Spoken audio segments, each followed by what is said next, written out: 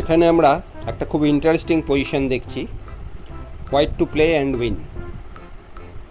এখানে হোয়াইটের দুটো পন সিক্স র্যাঙ্কে আছে, কিন্তু ব্ল্যাকের একটা পিস বেশি আছে এবং হোয়াইটের কিংটাও একটু অসুবিধাজনক অবস্থায় রয়েছে। তো হোয়াইট এখানে খুব সুন্দর কায়দায় জিত বার করছে।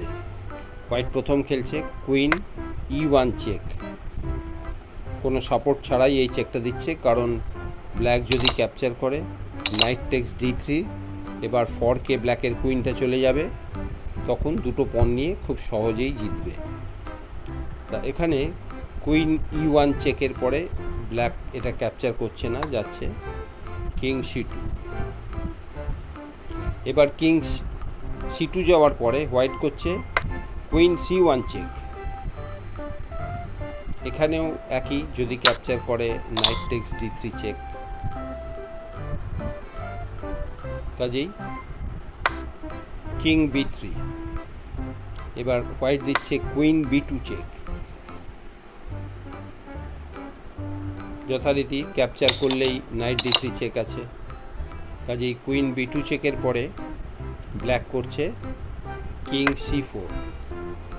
এখানে কিং C4 না করে যদি কিং A4 করতো, কুইন B4 চেক, যখন ব্ল্যাক কুইনকে ক্যাপচার করতে বাধ্য হতো তখন নাইট D3 চেক করলেই কুইনটা পেয়ে যাচ্ছে। কাজেই কুইন B2 চেকের পরে ব্ল্যাক করছে king C4। Queen B4 check, এখানেও একই ব্যাপার, কিং টেক্স B4 করলে নাইট টেক্স D3 চেক, কাজেই ব্ল্যাক করছে কিং D5।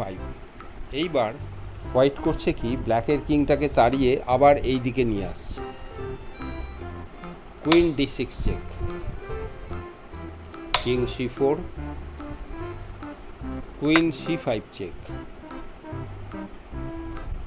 এখানেও ক্যাপচার করলে নাইট D3 চেক আছে, কাজেই কুইন C5 চেকের পর ব্ল্যাক করছে কিং B3।